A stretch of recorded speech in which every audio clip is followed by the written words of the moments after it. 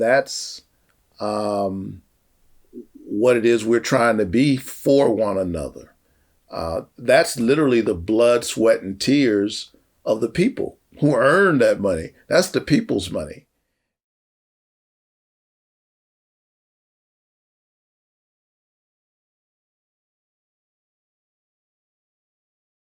The pastor of Ebenezer Baptist Church was arrested today in Washington, D.C. Reverend Raphael Warnock was among several religious leaders protesting the proposed budget and the handling of the Republican health care bill.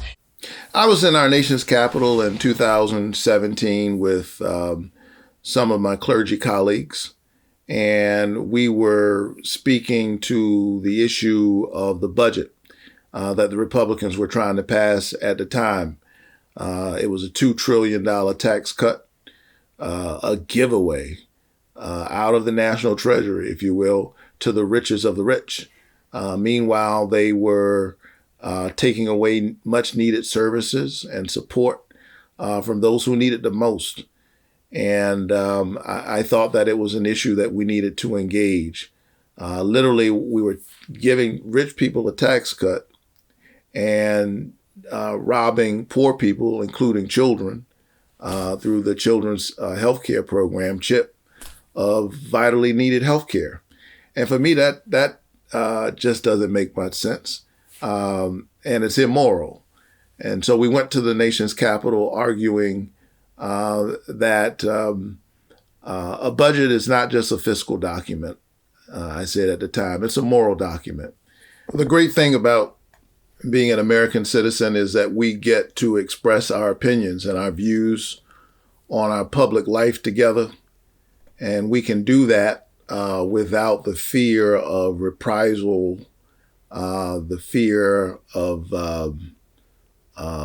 that somehow we can't express ourselves. Of course, often there are consequences, but in our idealism, at least, there's a sense of free expression and the right to free speech, which is a bedrock part of our values as an American people. My entire ministry and career, I've been engaged in activism. I think it's a big part of the American tradition. In a real sense, America was born in protest. That's what the Boston Tea Party was about. Our country was born in protest and conceived in liberty. And the liberty is often safeguarded by the willingness of the people to stand up and make sure that their voices are heard. So we went to the nation's capital, spoke to that issue.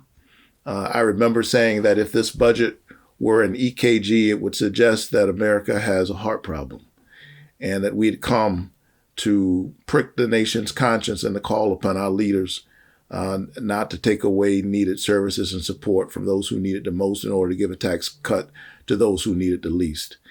And I was arrested in the rotunda of the Capitol, along with other clergy colleagues, while we were singing and praying and bearing witness. Honestly, it felt like a small price to pay when I consider the people I was trying to stand up for.